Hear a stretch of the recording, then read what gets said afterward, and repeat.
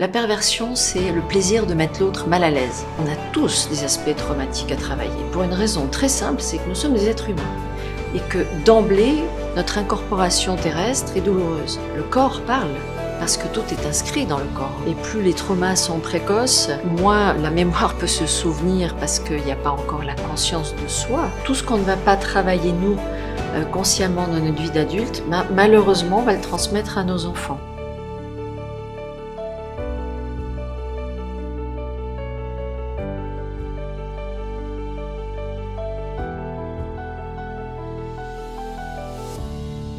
Frédérique Giacomoni, bonjour. Bonjour Sarah. Merci d'avoir accepté cette interview pour NTD. Merci. Donc vous êtes psychothérapeute et psychiatre à Rolle en Suisse. Donc aujourd'hui, vous nous présentez votre livre L'amour discontinu, publié le 31 août 2023 sur Amazon en compte d'auteur. L'histoire est centrée sur une jeune femme, Sabine Demange, qui est interne en médecine, qui va redécouvrir des secrets cachés dans sa mémoire. Elle va, à travers ses ressentis, ses émotions, ses épreuves, faire ressurgir des mémoires qu'elle avait elle-même enfouies dans sa psyché. Donc ce livre peut parler à tout à chacun. C'est un livre qui va chercher l'introspection, qui va dans les profondeurs et qui va inviter le lecteur à faire une plongée en lui-même, à redécouvrir des parts inconscientes qui finalement gouvernent nos comportements présents et nos réactions. Comment avez-vous choisi le titre de votre livre et que signifie-t-il pour vous? Alors, le titre est venu progressivement au cours d'écriture, lorsque la métaphore sur justement l'amour discontinu m'est venue, parce que c'était un petit peu un des messages que je voulais faire passer à travers ce roman. C'est que j'ai l'impression que nous, les êtres humains, de manière générale, nous ne savons pas aimer et qu'on aime de manière discontinue. Il y a des tas de moments où on aime même beaucoup, éventuellement même très bien, puis il y a des moments où c'est plutôt catastrophique. Et je voulais illustrer un peu ce va-et-vient que j'estime assez permanent entre aimer et puis mal aimer ou ne pas aimer du tout. Et finalement, quand on oscille, nous, les êtres humains, entre notre mental, notre ego, qui nous envoie dans des voies de garage, dans des voies mortifères, dans des conflits, dans des tensions, dans des j'ai raison, tu as tort, etc. Enfin bref, dans le manque d'amour. Et puis notre nature ontologique, notre nature véritable, qui est amour. Mais un amour probablement qu'on n'atteint jamais sur Terre. La Terre étant l'espace de la matière et donc de la dualité, il est très difficile d'approcher cet amour. Mais on l'approche de temps en temps. Et puis au fond, c'est ce que l'héroïne Sabine Demange vit à travers tout le roman. Elle ne vit pas un manque d'amour de ses parents. Ses parents l'aiment, sans aucun doute. Ses amis l'aiment, tout le monde l'aime, elle-même aime, etc. Mais il y a des moments où cet amour s'éloigne, il y a des moments où cet amour est maltraité, maltraitant, bousculé, bouleversé.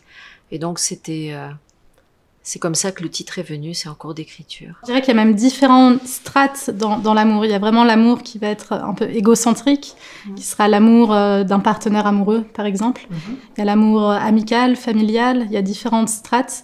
Puis il y a aussi cet amour universel, voilà, qui va transcender la matière qui est duale. C'est un peu ce guide à tout à chacun, cet amour universel qui est sans frontières, sans barrières et qui est complètement tolérant, bienveillant. Merci, c'était un des messages que je souhaitais faire passer à travers ce roman. On va suivre les aventures de Sabine Demange, qui est une jeune femme interne en médecine, qui est pleine de rêves, les rêves d'une jeune fille de son âge, son époque.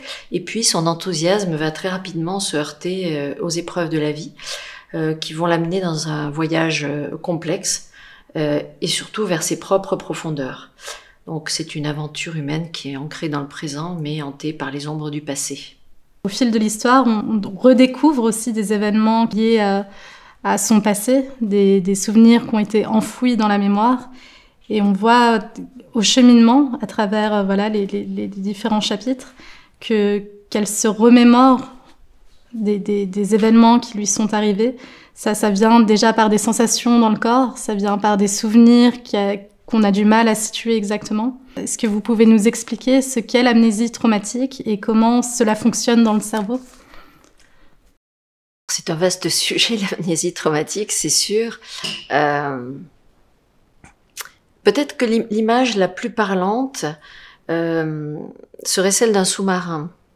Un sous-marin qui plonge et voilà, il est en plongée et tout d'un coup, il y a une petite voie d'eau. C'est pas grand-chose, mais il y a un mur qui va tomber dans le sous-marin pour isoler la partie dans laquelle il y a une fuite et de façon à protéger le reste du sous-marin.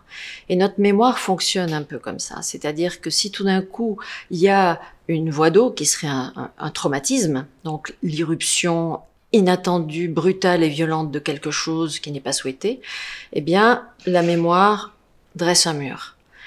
Et ça empêche, ça isole ce souvenir du reste de la psyché qui peut continuer sa vie. Sauf que, bon, plus les traumatismes sont répétés et violents, plus il y a de voies d'eau, donc plus il va falloir mettre des murs. Et puis, sur la vie entière, c'est pas étanche complètement. Alors, on imagine que ce sous-marin continue sa navigation sous l'eau, et ce mur étanche, il va laisser passer lui aussi une petite voie d'eau, et ainsi de suite.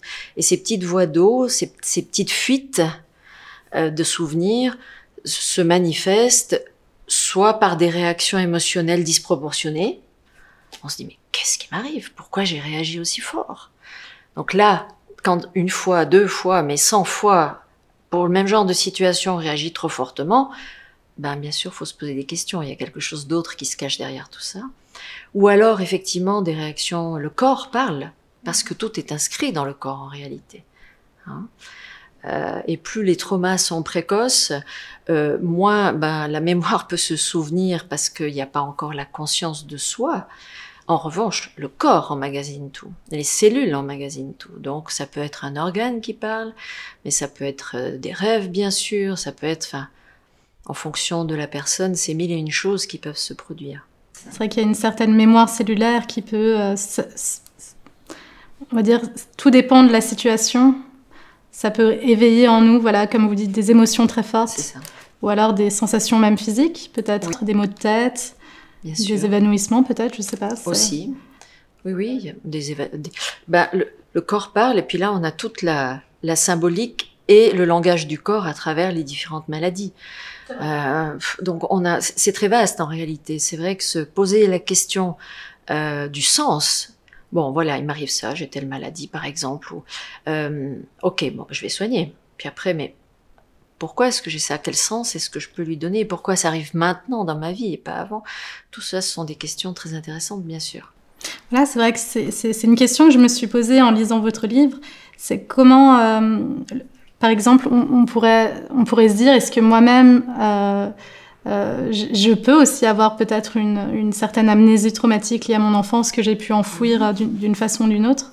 Quels sont les signes qui pourraient nous donner cette puce à l'oreille? Donc, comme vous avez dit, ça peut être des réactions émotionnelles ou physiques. Mais est-ce qu'il y aurait d'autres choses qui pourraient nous dire ah tiens, peut-être que... Sincèrement, il y a la répétition des scénarios de vie. Par exemple, je tombe toujours amoureuse d'hommes qui sont pris. Donc, ce sont des amours impossibles. Ou alors, je tombe toujours amoureuse de gens qui me manipulent, qui me maltraitent, ou qui finissent par me manipuler ou me maltraiter. Donc, la reproduction des scénarios de vie, très intéressante.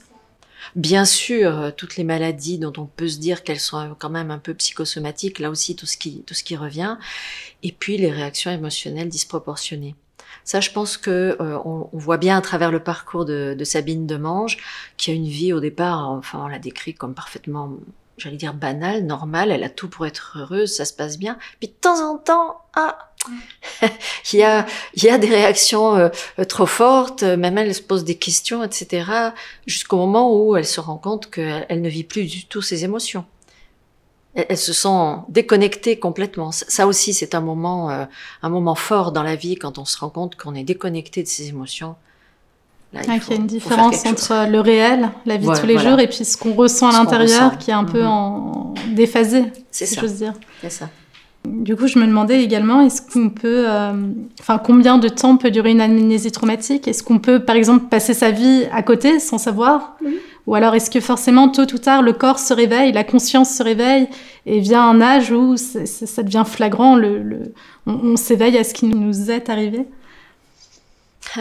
Tout est vrai dans ce que vous venez de dire. C'est-à-dire, il y a des personnes, effectivement, qui peuvent passer leur vie entière complètement, qui peuvent passer à côté de leurs souvenirs.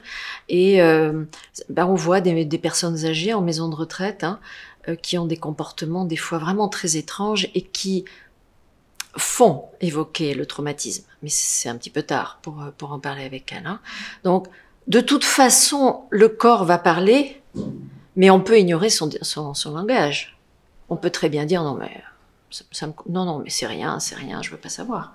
Ah, donc ça demande vraiment un chemin d'introspection finalement. Tout à fait. Si la personne est prête aussi à recevoir cette information, ou alors elle est dans le déni toute sa vie sans vouloir. Absolument. Et c'est vrai que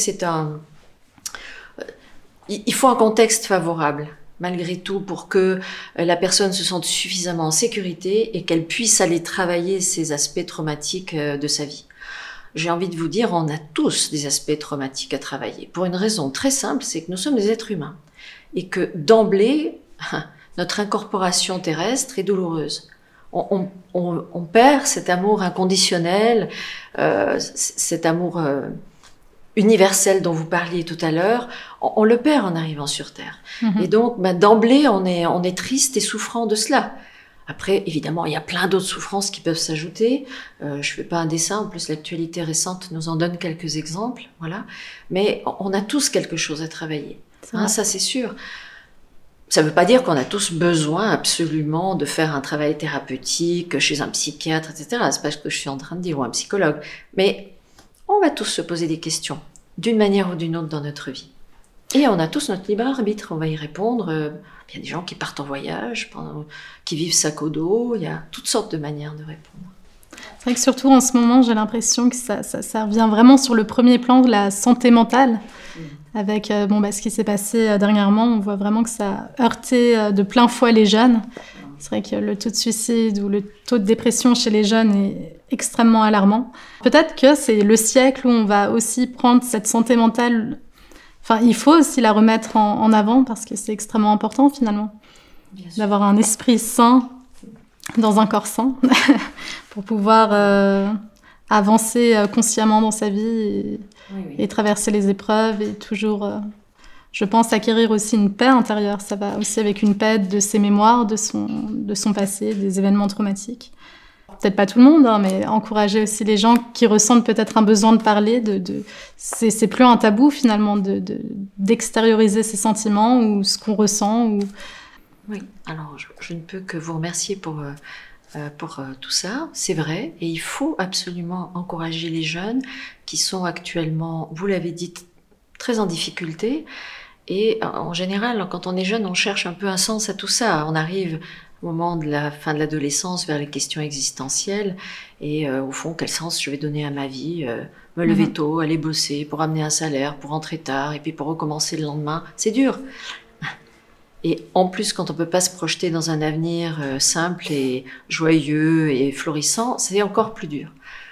Et c'est sûr que j'aimerais aussi, c'est une expérience de lecture que j'espère positive, ce roman, pour dire, voilà, quand on va plonger en soi-même, en réalité, c'est là où on trouve la paix, c'est là où on trouve l'apaisement.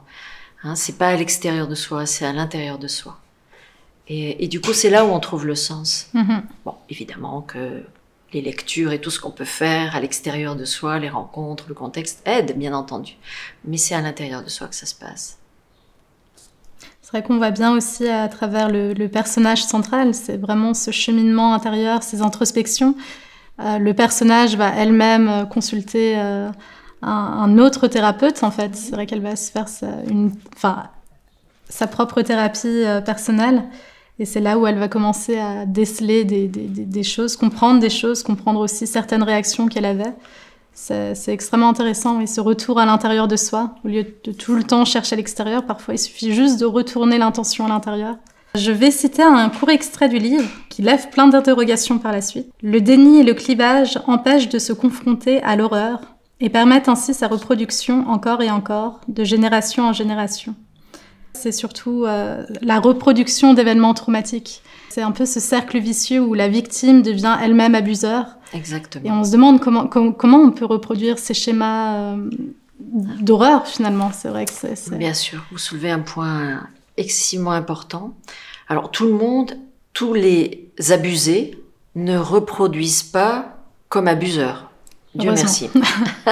Dieu merci. Mais c'est un moyen de rejouer la scène traumatique en étant du côté du bourreau, c'est-à-dire en ayant une illusion de maîtrise.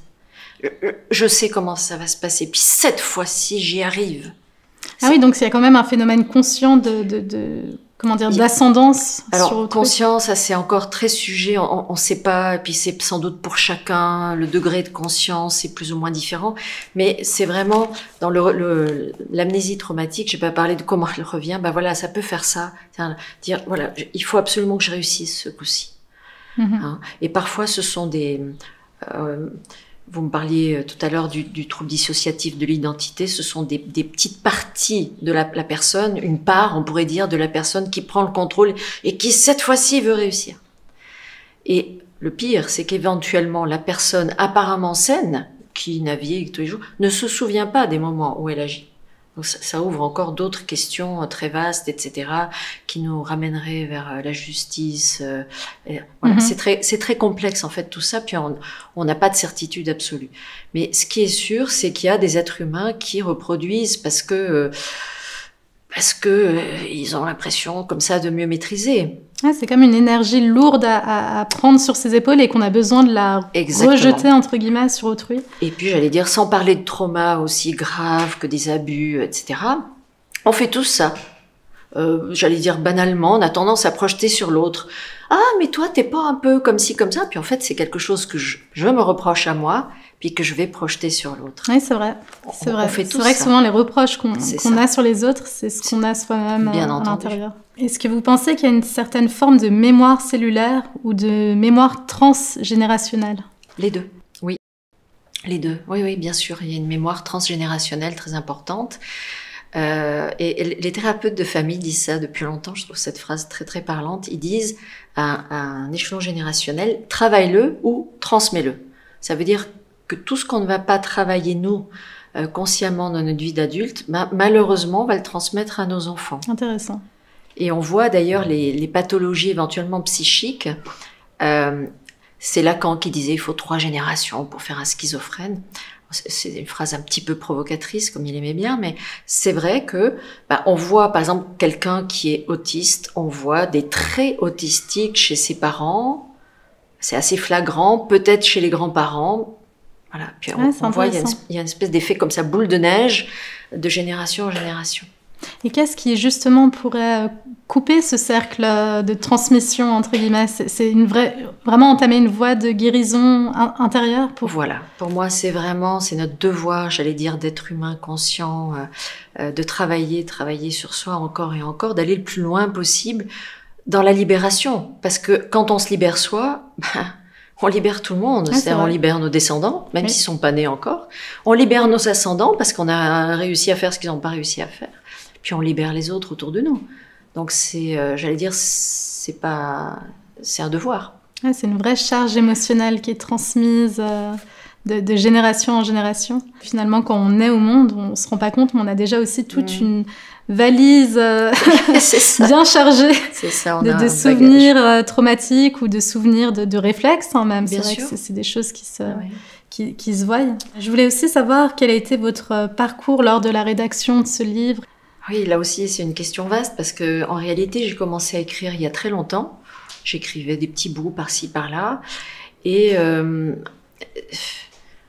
la conjonction, si vous voulez, tout d'un coup, d'événements dans ma vie privée, de prise de conscience et de ce qui s'est passé en 2020 au niveau, j'ai trouvé que c'était une perversion considérable, ce que nous avons vécu et qu'on continue à vivre. Ça m'a obligée à écrire. Vraiment, à me lancer, à plus écrire des petits bouts par-ci par-là. Mais pendant le confinement, vous avez trouvé le temps pour écrire Alors, j'ai commencé pendant le confinement, oui, j'ai achevé plus tard. C'était un gros travail, et puis voilà. Mais ça a été une obligation. Au bout d'un moment, j'avais pas le choix. Ah, vous ressentiez aussi ce besoin d'écrire, besoin de... Ça a été une obligation intérieure. Il fallait que j'écrive.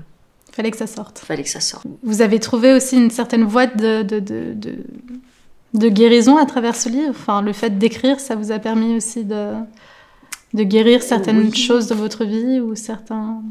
Alors, tout le monde dit écrire, l'écriture est thérapeutique. Oui, d'autant plus que le travail était déjà fait, j'ai envie de dire. Hein.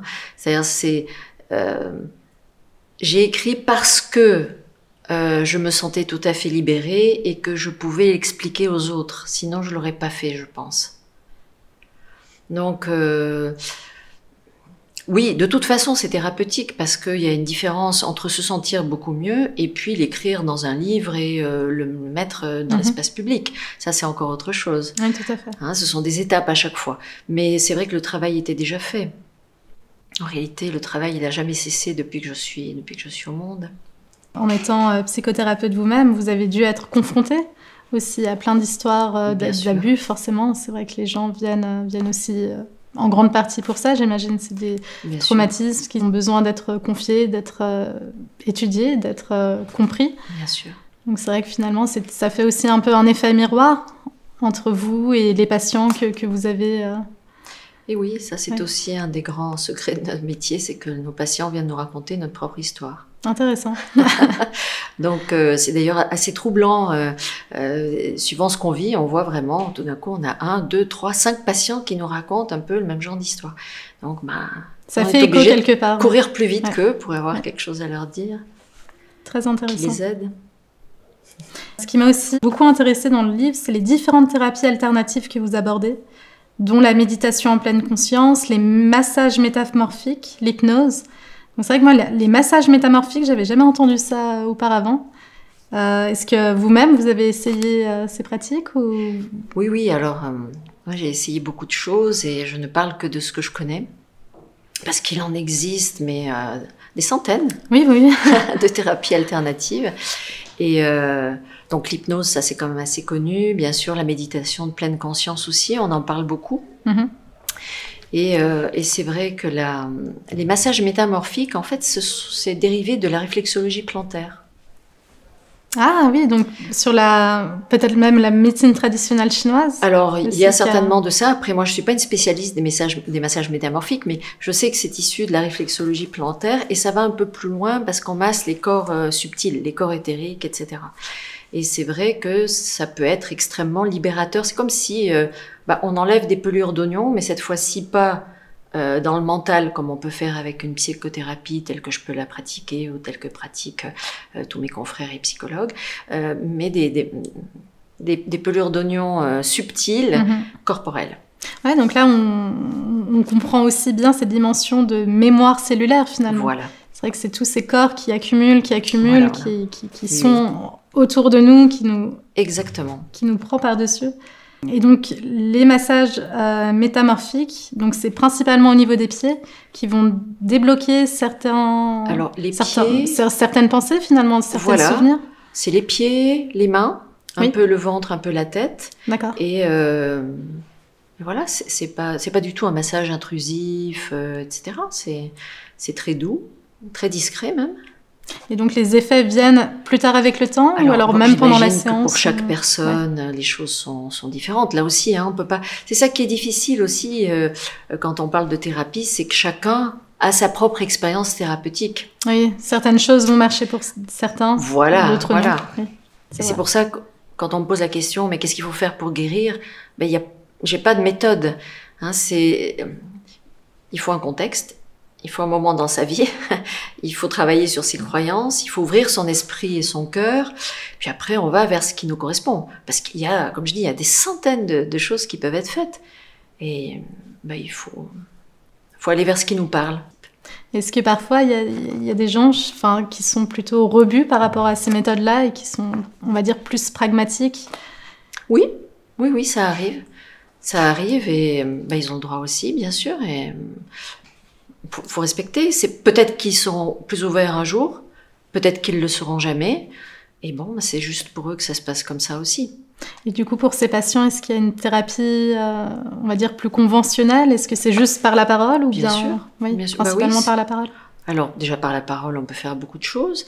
Et puis, les médicaments existent quand même. Et certaines personnes en ont besoin.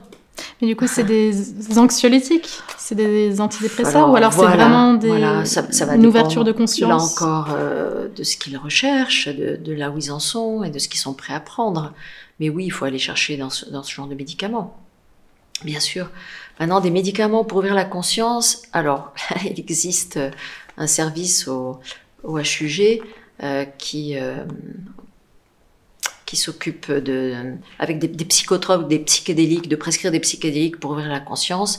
Alors, je ne suis pas du tout spécialisée là-dedans. Je n'ai pas testé. Je n'encourage pas parce que je ne sais pas. Mais si quelqu'un veut le faire, il est libre. Je ne vais pas l'interdire, évidemment. Oui, c'est vrai que j'ai vu certains retours. Il me semble que c'est la psilocybine, la molécule utilisée. Et c'est vrai que ça permet... Alors, à certaines personnes, c'est pour développer leur créativité. Mais c'est vrai que ça peut aussi, sur un plan thérapeutique, permettre d'élargir la conscience sur la mémoire, sur certains phénomènes qu'on reproduit inconsciemment. C'est vrai que, mine de rien, je pense que ça peut être une alternative aux médicaments peut-être un peu trop lourds, bien sûr. aux antidépresseurs qui peuvent être un peu trop lourds pour la personne.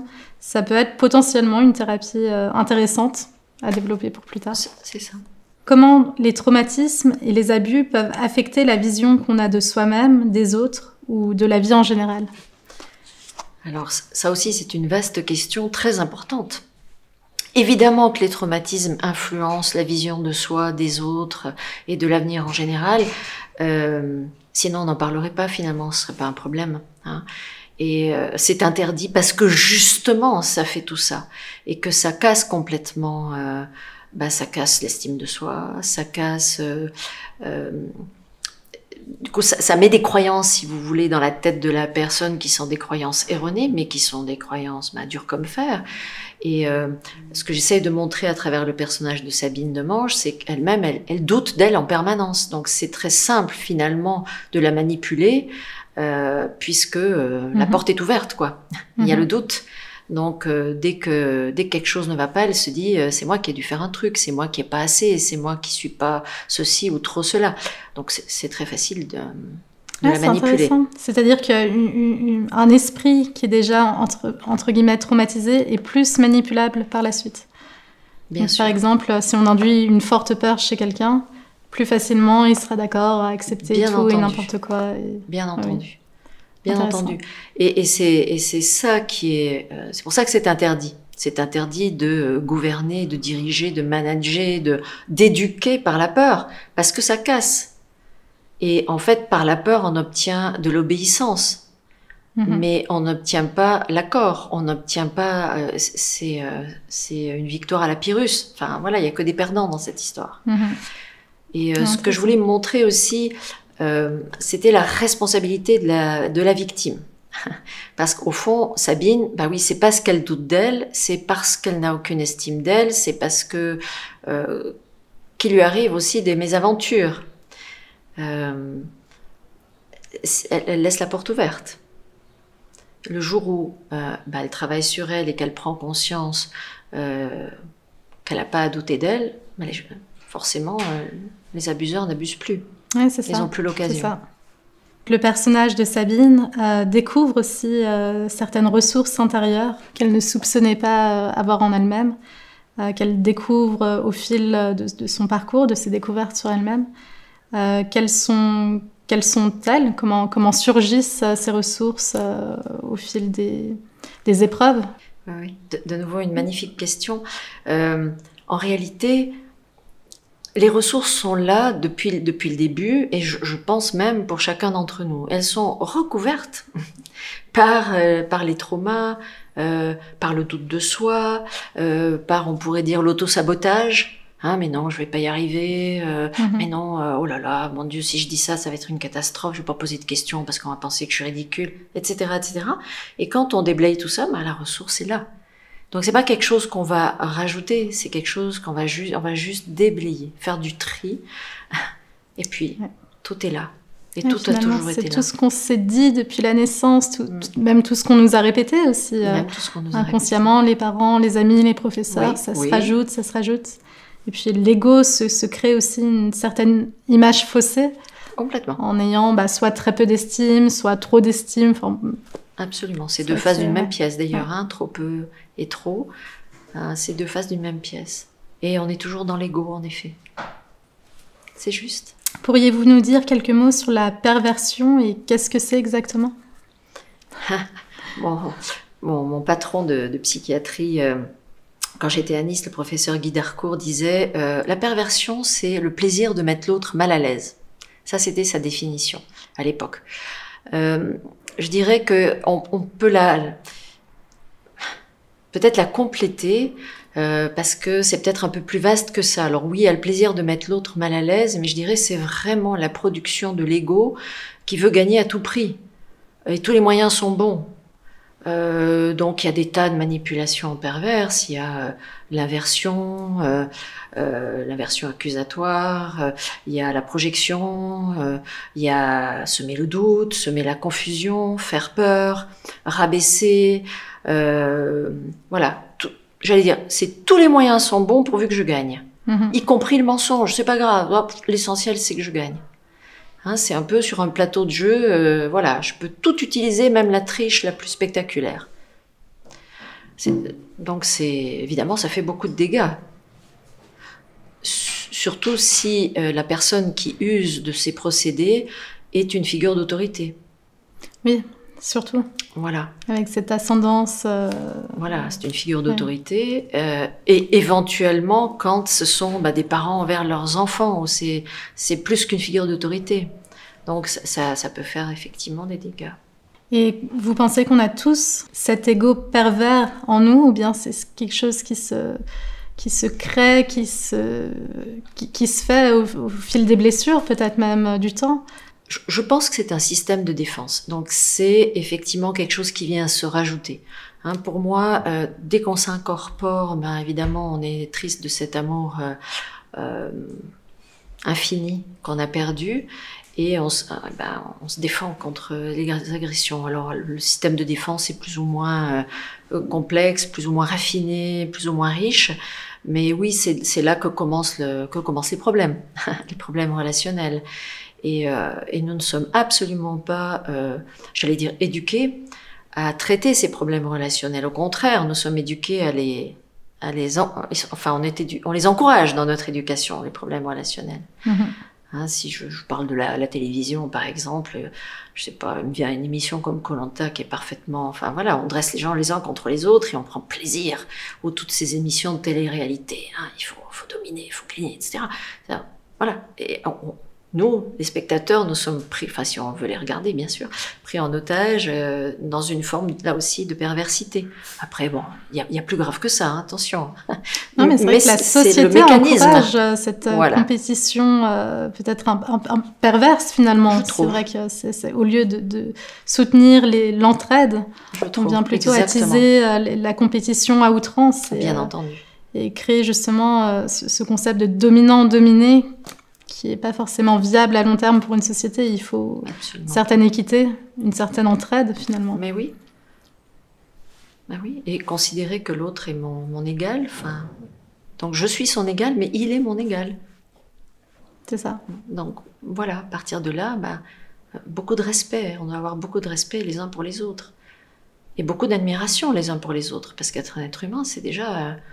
bravo, chapeau, quoi. D'avoir choisi de s'incorporer. Bon, bien.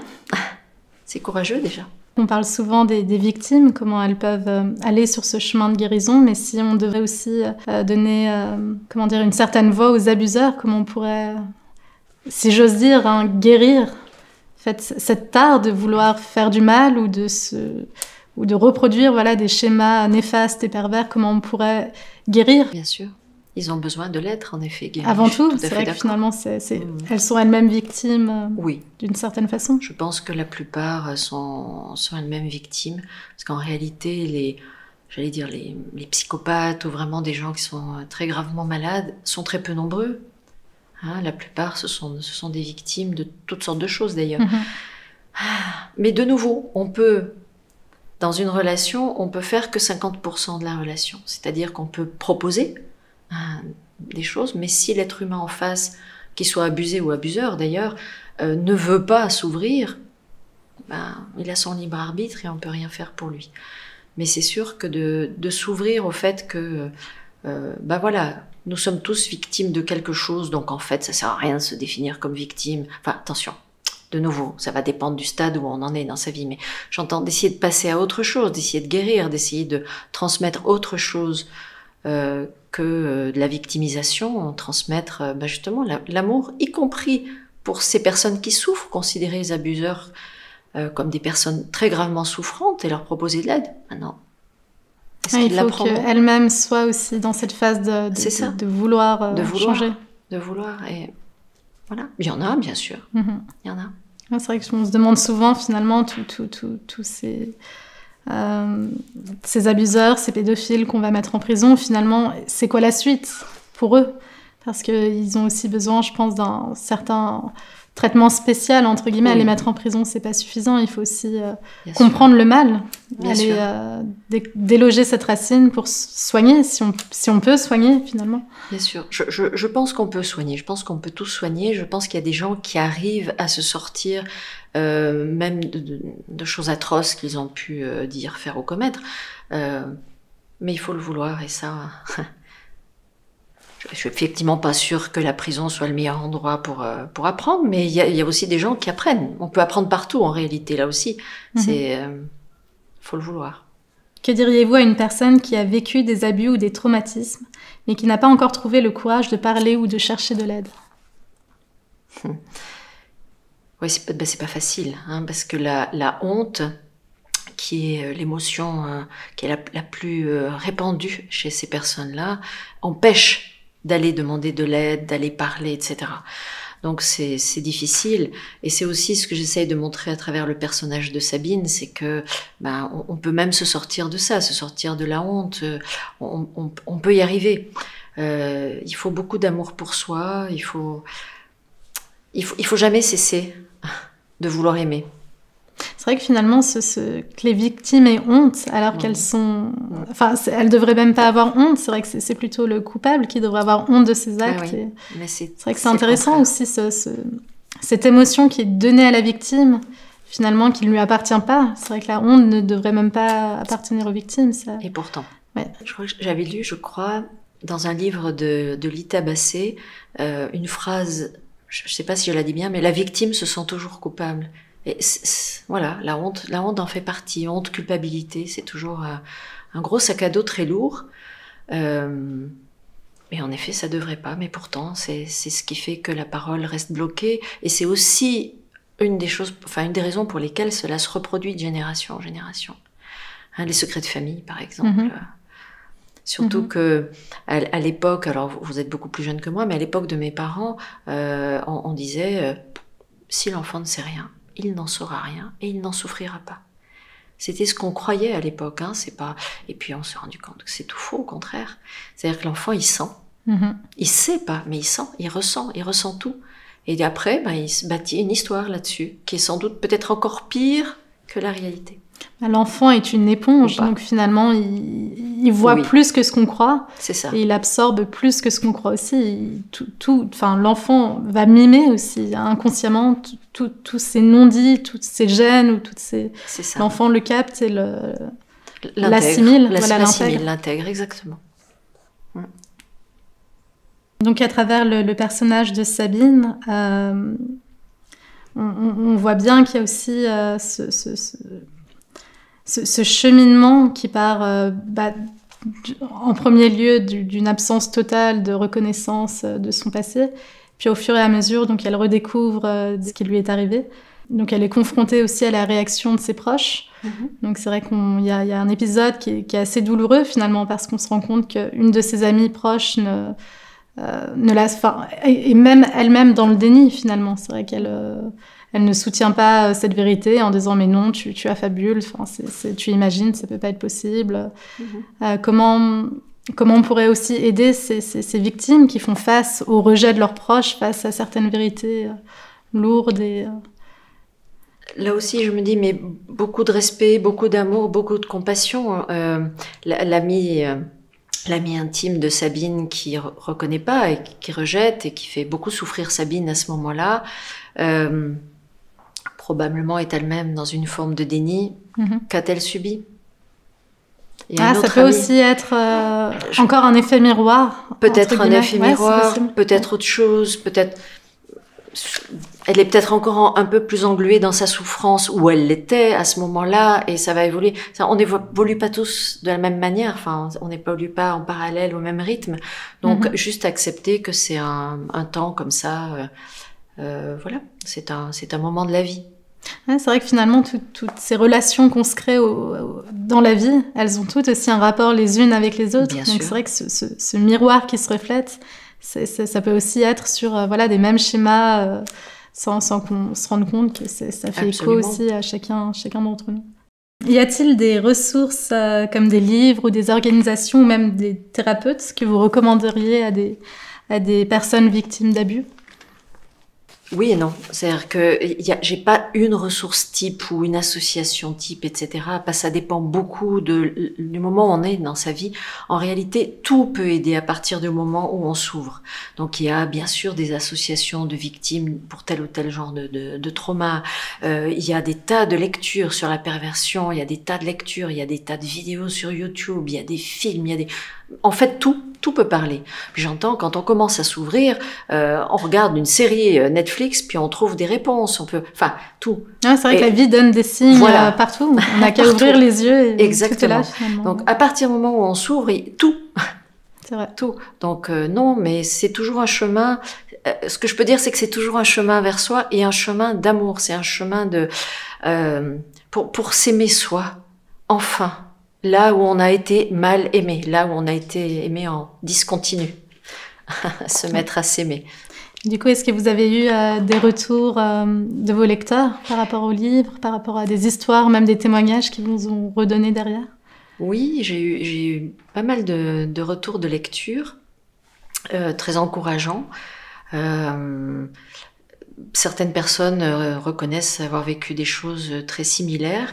Je vais juste vous lire comme ça quelqu'un qui a vécu quelque chose d'assez similaire, qui dit une approche d'un sujet délicat, vue sous un angle personnel et professionnel, une double richesse, une belle réussite. Voilà, il y a pas mal de retours aussi qui ont été faits sur Amazon, puisqu'il est publié à code d'auteur sur Amazon, on peut aller les voir. Mais c'est sûr que c'est des... je suis contente des retours de lecture. Certains n'ont pas réussi à rentrer du tout dans le livre, parce qu'au départ, oui, l'histoire semble banale, semble sans intérêt, mais petit à petit, effectivement, on plonge. Exactement, oui, c'est vraiment, depuis le début du livre jusqu'à la fin, on sent vraiment cette plongée en profondeur qui se passe doucement, finalement. C'est vrai que c'est tout léger, ça se lit très bien, ça se lit vraiment très bien. Et on arrive finalement au dénouement, et c'est là où c'est important aussi, je trouve que ça peut faire écho en chacun d'entre nous, selon le parcours de vie de chacun, mais voilà, on a tous des abus qu'on a, je pense, mis dans l'inconscient. Mais ce livre vient vraiment nous aider aussi à faire ce travail personnel, à redescendre, à replonger en nous-mêmes, se dire tiens, pourquoi j'agis de telle façon, qu'est-ce que ça m'évoque finalement, pourquoi là ça me parle plus. Ça invite tout à chacun à puiser aussi à l'intérieur de soi, ce qu'on n'a pas forcément à l'extérieur, cet amour qui nous est pas forcément donné par autrui. Il est à l'intérieur de chacun, c'est vraiment un cheminement vers soi qu'il faut faire.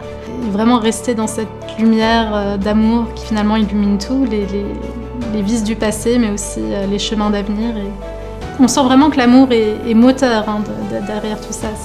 C'est toujours cet amour qui va entre guillemets, illuminer tout transcender. Ça. Transcender, oui. Voilà, c'est ça. Merci pour ce beau compliment, parce que en effet c'est ce que je pense, et je pense ça depuis que je suis venue au monde, et c'est de se relier de nouveau, ou de continuer à être relié à cet amour qui nous dépasse largement. Il ne nous appartient pas, il nous dépasse, il nous fonde et il nous dépasse, et c'est ça qui guérit en réalité. Exactement, c'est l'amour qui va guérir et défaire justement tous ces nœuds qui font que la boucle continue, mais grâce à l'amour on pourra aller de l'avant et faire quelque chose de beau. C'est ça. Merci beaucoup pour avoir répondu aux questions, et on peut peut-être montrer le livre L'amour discontinu, publié sur Amazon. Très inspirante, merci beaucoup.